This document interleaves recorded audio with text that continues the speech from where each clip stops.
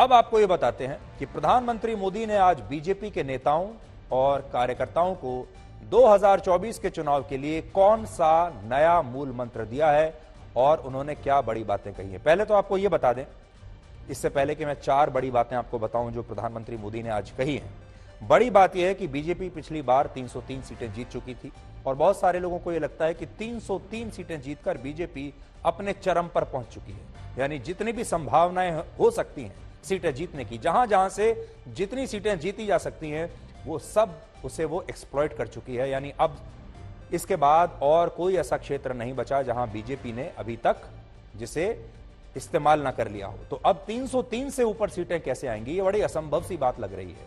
आपको याद होगा 2019 में भी लोग ये कहते थे कि इस बार 300 सीटें नहीं बल्कि पहले के मुकाबले भी कम सीटें आएंगी, क्योंकि एंटी इनकम्बेंसी वेव होती है, 5 साल सरकार चला ली है, तो ऐसे में सीटें कम हो जाएंगी। लेकिन सीटें और ज्यादा हुई और मुझे अभी भी याद है 2019 में लोग कागज लेकर नोट करने के लिए बैठते थे, एक एक राज्य में नोट करते थे कि किस राज्य से बीजेपी कितनी सीटें जीत सकती है। और उसमें भी जो आंकड़ा है, जो हमारे दिल्ली में जो एयर कंडीशन कमरों में और होटल्स में हमारे जो एक्सपर्ट बैठे रहते हैं, वो अपने आंकड़ों के मुताबिक बीजेपी को 200 से 250 सीटें दे रहे थे। 200-250 के ऊपर तो कोई नहीं दे रहा था 2019 की बात अगर करें तो, लेकिन बीजेपी ने जीती 303।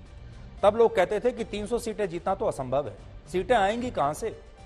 अब 303 के बाद भी लोग यही कहेंगे कि 303 तो जीत ली, लेकिन उसके ऊपर कैसे जाएंगे, सीटें आएंगी कहां से। तो सीटें आएंगी कहां से, यह यक्ष प्रश्न है। और बीजेपी ही क्या, इस बात का जवाब तो भारत के किसी नेता के पास नहीं है, भारत की किसी पॉलिटिकल पार्टी के पास नहीं है। लेकिन नरेंद्र मोदी हमेशा नया सोचते हैं, तो क्या इस बार उन्होंने नया सोचा है, ये देखिए।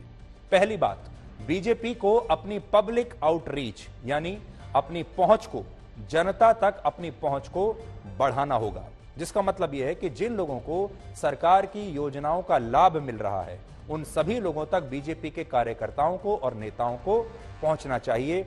और ये वो लोग होने चाहिए जो बिल्कुल निचले तबके के लोग हैं, जो गरीब लोग हैं, जिन्हें बीजेपी की सरकार की योजनाओं का लाभ मिल रहा है, वहां पर बीजेपी के लोगों को, बीजेपी के कार्यकर्ताओं को वहां पर पहुंचना चाहिए।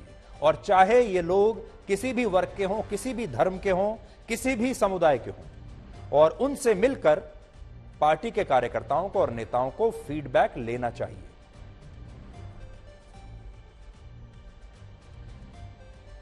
दूसरी बात, सबका साथ सबका विश्वास, यह नारा नहीं है बल्कि इसे इंप्लीमेंट करना होगा। सबका साथ का मतलब है जब सभी लोग एक साथ आएंगे, सब वोटर्स को एक साथ लाना होगा, जिसमें सभी वर्ग, सभी समुदाय और सभी धर्म के लोग आते हैं। और इनमें वो मुसलमान खास तौर पर आते हैं जो अशिक्षित हैं, पिछड़े हुए हैं और गरीब हैं। नोट करने वाली बात यह है कि आज प्रधानमंत्री मोदी ने कहा कि आपको हर वर्ग तक जाना होगा, हर धर्म तक जाना होगा। प्रधानमंत्री मोदी ने कहा कि बीजेपी के कार्यकर्ताओं को चर्च में भी जाना चाहिए, मस्जिद में भी जाना चाहिए, गुरुद्वारों में भी जाना चाहिए, और खास तौर पर सीमा के पास मौजूद उन सुदूर इलाकों में भी जाना चाहिए जहां पार्टी लोगों को अपने साथ जोड़ सकती है। और तीसरी बात उन्होंने कही कि बीजेपी का लक्ष्य यह होना चाहिए कि वो उन राज्य के लोगों तक भी पहुंचे जहां बीजेपी की सरकारें नहीं हैं और जहां बीजेपी चुनाव नहीं जीतती है। और जिस वर्ग या समुदाय के लोगों ने उन्हें वोट नहीं दिया, बीजेपी के कार्यकर्ताओं को उनसे भी मिलना चाहिए।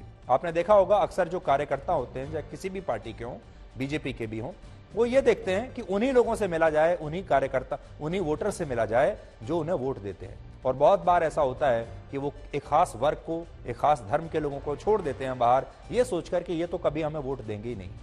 प्रधानमंत्री मोदी ये कहने की कोशिश कर रहे हैं कि आप ये मत देखिए कि वो आपको वोट देंगे या नहीं देंगे, आपको हर वर्ग के पास जाना है, हर धर्म के लोगों के पास जाना है, और आपको सुदूर गांव में भी जाना है जहां तक पार्टी कई बार पहुंच नहीं पाती है। और फिर आप ये उन पर छोड़ दीजिए कि वो आपको वोट दें या ना दें। लेकिन इसे हम पॉलिटिक्स ऑफ इंक्लूजन कहते हैं, यानी ज्यादा से ज्यादा लोगों को आप अपनी विचारधारा में, अपनी पार्टी के साथ जोड़िए, उन्हें शामिल कीजिए, उन्हें उनके साथ संवाद बनाइए और बीजेपी का जो इकोसिस्टम है उसका विस्तार कीजिए।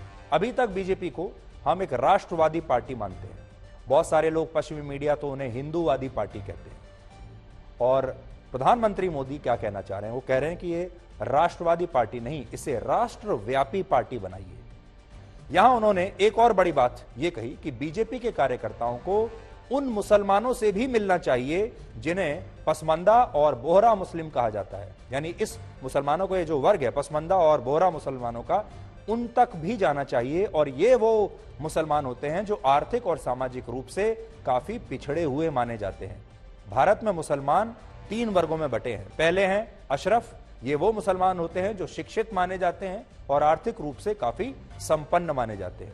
दूसरे हैं अजलफ, ये वो मुसलमान होते हैं जो आर्थिक और सामाजिक रूप से पिछड़े हुए हैं। और तीसरे हैं अर्जल, जिन्हें दलित मुस्लिम भी कहा जाता है। और इनमें जो दूसरी और तीसरी श्रेणी के मुसलमान हैं उन्हें ही पसमंदा कहा जाता है, जिसका अर्थ होता है ऐसे मुसलमान जो पिछड़े हुए हैं।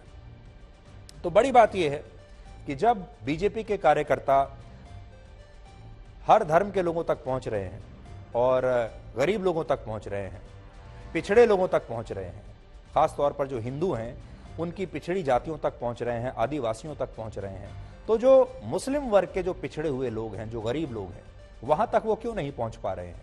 और अगर बीजेपी के कार्यकर्ता वहां तक पहुंच गए और उन्होंने इन मुसलमानों को भी अपनी इस धारा में शामिल कर लिया, तो फिर ये वोटों का विस्तार हो जाएगा, वोट बैंक का एक बहुत बड़ा विस्तार हो जाएगा।